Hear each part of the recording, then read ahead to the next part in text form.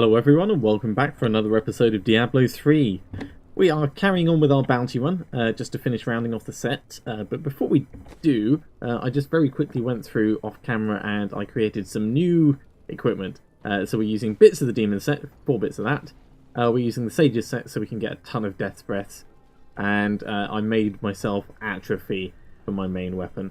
So we've upped our damage, we've upped our toughness quite significantly. And look at that for the shield that we've got. That's just like insane. And if we start shooting as well, that's going to bump up even more. So we should have some good survivability. Haven't changed the difficulty because we're still on the same bounty set. But we are in Act 3 now, so we're going to go straight to Catapult Command. We've already done one of these, so hopefully this will be a bit of a shorter episode than the last two, which have been like an hour and 40 minutes, so they've been marathon sessions, really. And now we're doing Life on Kill. So Soul Smasher is, in fact, what is our life on kill? 5264.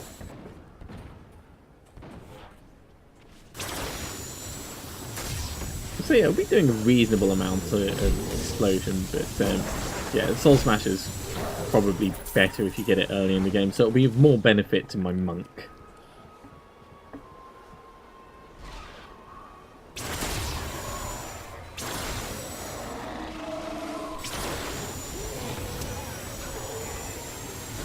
But it is all extra damage, and it's all giving us extra experience.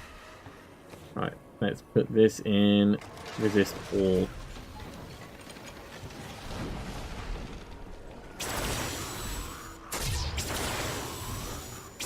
And there's nothing quite like killing minions and seeing a bigger thing die because of it.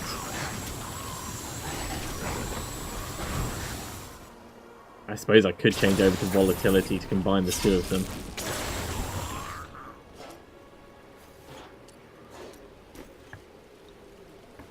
Fact. 600% of your life per kill to 20 yards. So it's a lot wider than volatility, but the two of them combined. Oh god, it feels so small. If things are close by, then they'll get affected by it. Just under half the range of Soul Smasher.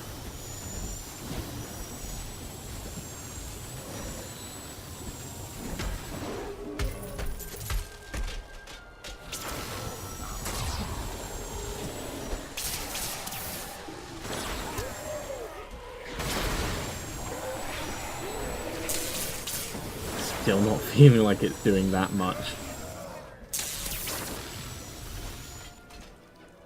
It would be nice if there was a way to specifically identify it. And if I didn't have Soul Smasher on, then I'd probably be able to see a lot easier when things were dying because of it, but no, we're going to change it back. Keep is as dull as I imagined. The soldiers spend most of their time gambling. I guess this is what I should expect from this. I'm just not convinced enough by it to use it as a skill when this I can very easily see the extra damage that I end up doing because of it. And look, I can just hit so many of those in one go.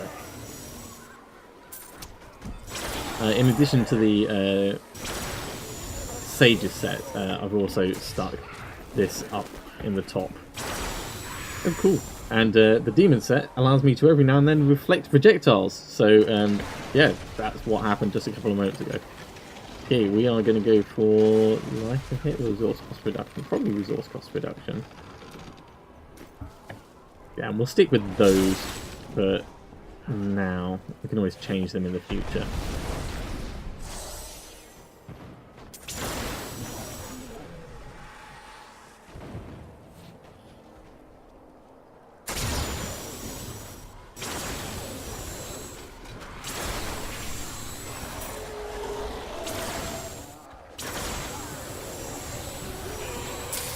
Blonk, blonk.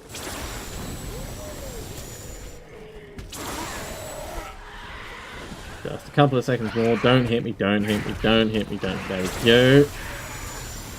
One to go.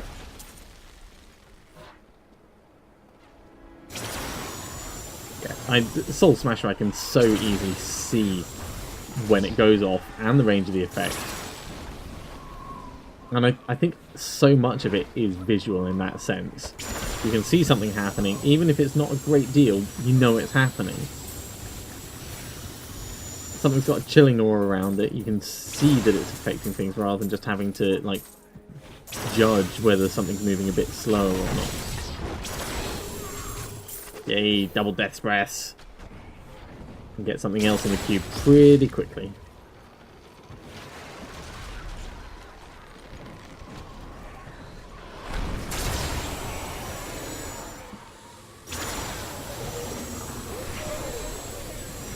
Yeah, we're probably going to run with Galvanizing Ward and Deflection and all the others until I've got a plan for the build. I suppose the next thing for me to do is start theory crafting. And I've got some vague ideas from previous seasons as to what's going to work, but I should probably get on D3 Calc and really work out what I want to be aiming for the end game. Paragon 5.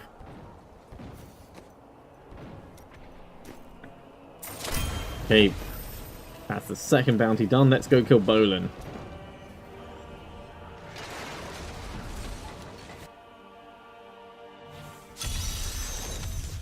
Evil is closing in around this keep. We must protect the innocent. There's no innocent in here. Let's just kill everyone. Starting with these guys.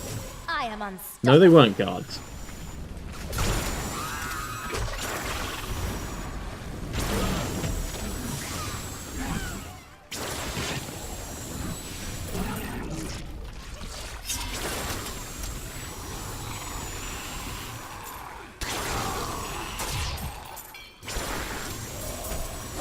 Obviously focusing on the biggest threat in the room, the treasure goblin. Double death breaths!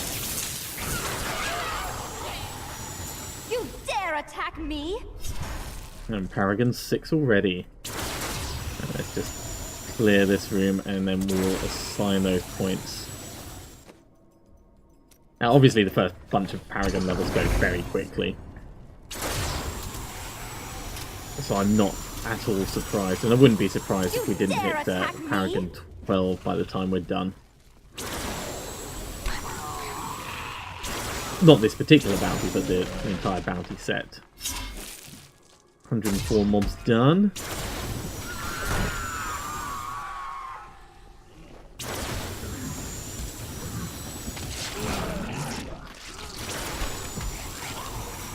There we go. 114 down. 116.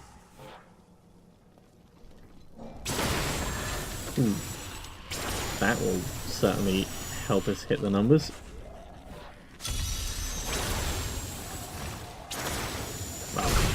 Well, 3 of them at least. I am unstoppable. Maiden of Lust, I have need of your ample services. Drag yourself out of whatever carnal Extra resist aura. burning hells you lounge Always in, good for and survivability. bring your daughters with you. Be wary. The enemy has proven to be both cunning and strong. Definitely survivable at this one. I reckon after this set of bounties I can put the difficulty up a little bit, and that'll help us with better drops. Your grave awaits.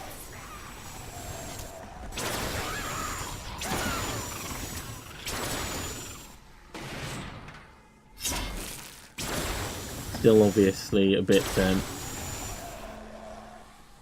worried about going up against Malthiel, but at this level I think there's little challenge, so we can put it up. Probably before we start rifting properly. And it'll help with our Paragon levelling as well.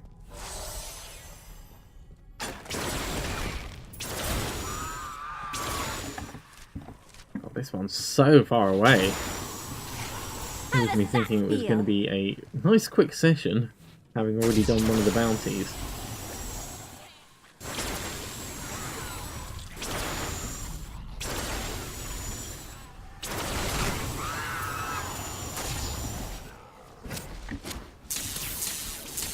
First time we've run out of arcane power in a while. Let's kill someone and get it all back. There we go. And just pop exploded everyone. Right, more resource cost reduction.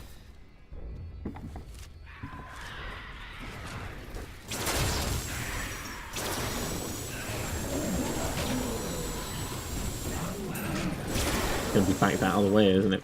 Down there. It looks like it. Alright, back we go.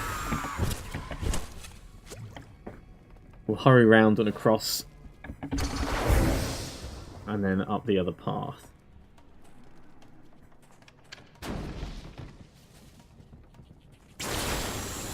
Didn't see that So coming, satisfying when that goes off. It's like pop.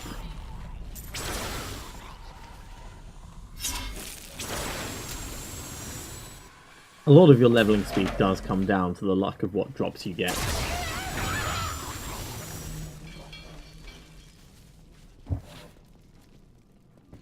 But being able to kill mobs and having them kill other nearby mobs, all with plus to experience and then all plus percentages on top. There it is. How does that feel? Aspect of sloth. God, that's a big belly. Are we just killing a belly?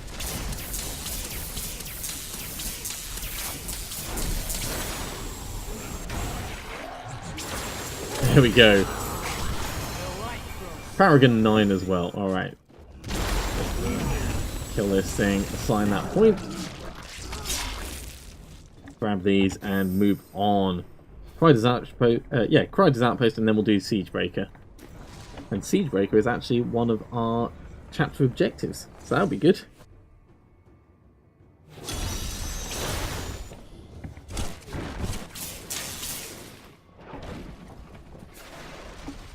Right. Must not get distracted on the way to Crider's Outpost. Well, must not get too distracted on the way. A little bit of distraction is fine. And as I said, a little bit of distraction is fine.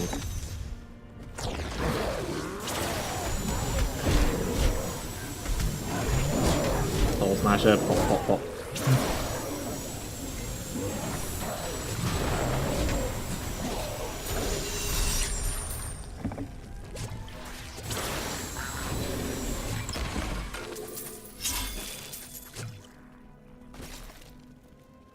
Now, where were we? Killing everyone inside, that's where we were.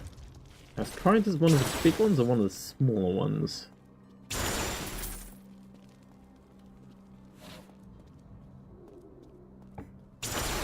Is there anyone in Crider's Outpost?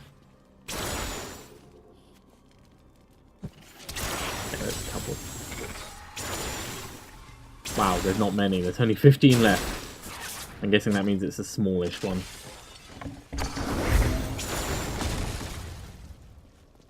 And here's a whole bunch of them together.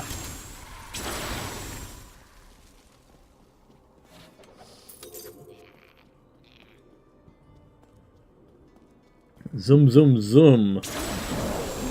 Pop, pop, pop. 5 to go. And as you can see, we're actually killing them all at the same time with convergence. I love that so much. Right, Paragon 10. That goes in cooldown reduction. Grab this. And let's go kill that Siegebreaker Assault Beast. The biggest cat that the hells have got.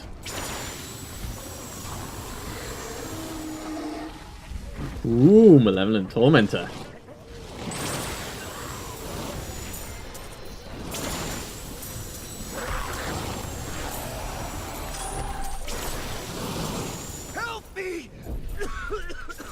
Nope. Killing a Malevolent Tormentor. It didn't really have much chance. You had more of a chance of having something nice than you. Fine, there you go. You're free. But I'm fine now, thanks to you. Oh, you're coming with me? Alright. Or maybe I'll save more of you next time. Pop, pop, pop, pop, pop. This is what I imagine it's like to play a monk with Exploding Palm set up properly. Except, obviously, being up close and personal rather than doing it at range. Probably better being a wizard and doing it. Oh, can you imagine if I could get something that would apply exploding palm to disintegrate?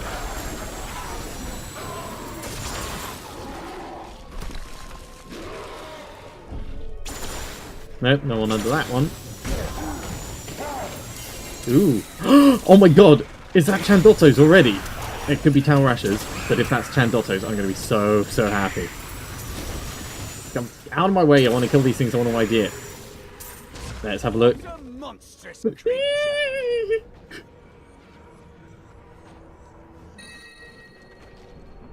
Fuck yeah! Fuck yeah! That's part of my endgame gear. Well, it's not ancient, but this is so good for us. If we get the other part, we can switch over to Archon almost right away, and I will quite happily just take the downtime and spend the time walking around, waiting for it to recharge, and then exploding at everything. So that means we're now gambling for one hand. That's all we gamble for. I spent a little bit of time just spending those blood shards from before with Kadala, and I was gambling for rings because I really want the Obsidian Ring of the Zodiac. We got Litany of the Undaunted, which is alright, but obviously not what we're going for with this character. We're wearing it at the moment because it's better than what we had on before, but now we desperately want the other part of Chandotto's set.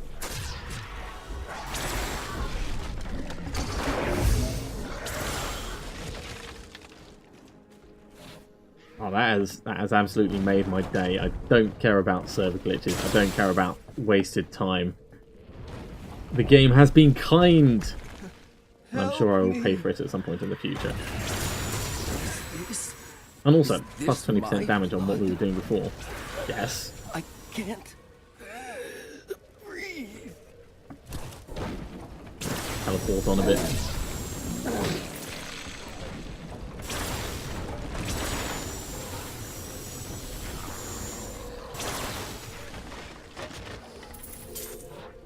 That totally was not worth opening that chest. Well, I suppose everything that we salvage means we've got more potential for crafting stuff up, so there's always a good reason.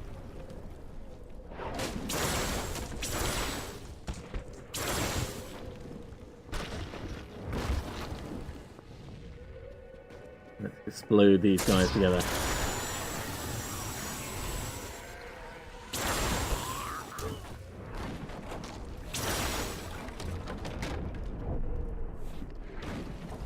Nearly there. Can see it flashing on the map now. Edge of the Abyss. Giant cat time.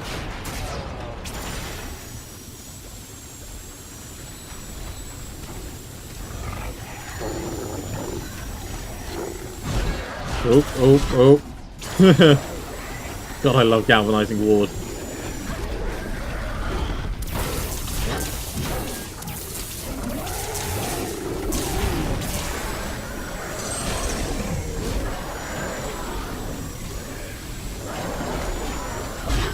Oh dear. I've still got a ton of shield. So it's not going to cause us any issues. This chap's going down. And there we go. The living siege engine of hell. Alright, we are absolutely full of stuff. I've got those. Well, that's a torso. I think I thought that was actually going to be a shield. Templar relic. That can go over here. That's going to help. This will help.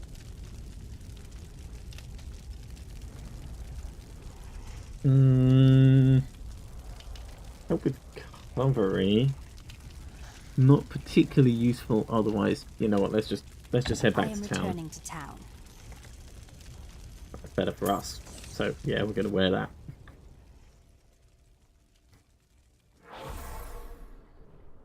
Okay, let's salvage these up.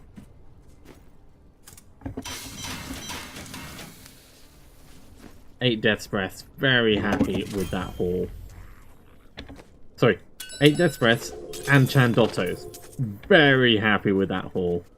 Troll Raymond's Worthy Ward. Another gem and more plans. Okay, so Guardian's Jeopardy. That's the Guardian set. Nice regen. Good movement speed. Pretty good. Legendary fist weapon, my monk will be thankful for that. Legendary bow, and let's go and teach this to Shen.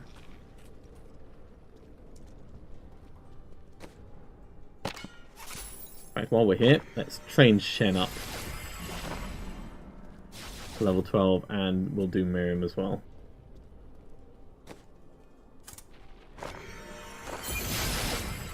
Maximum efficiency. We are rocking along with the season journey. Okay, let's salvage the bits that we're not caring about. Can we salvage this? Yes, we can.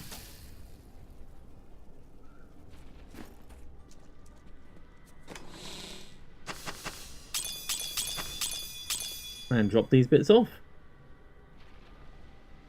Right. So we can add more.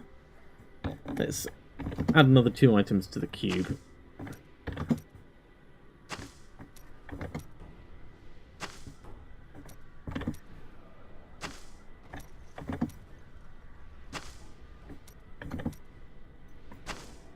I think we should add both Leoric's Crown for us and Pauldrons of the Skeleton King for us in the future, and the monk for now.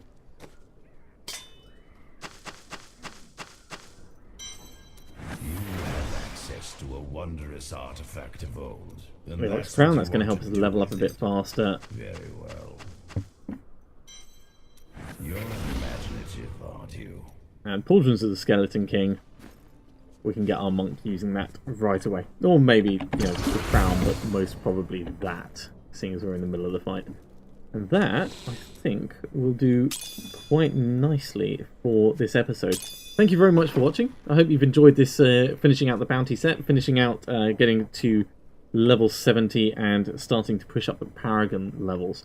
Obviously, we're going to be now working on our Archon build and moving things in that direction. So I need to figure out what I'm going to do with my skills and figure out what I'm going to do with my build. But this is one thing that I'm very happy about. We're definitely keeping this. Yeah, very, very happy. Either way, I'm going to stop for today. But I will be back in the future with more episodes, so do tune in. If you've enjoyed it, please drop me a like and subscribe to the channel if you want to see more. I'll see you soon.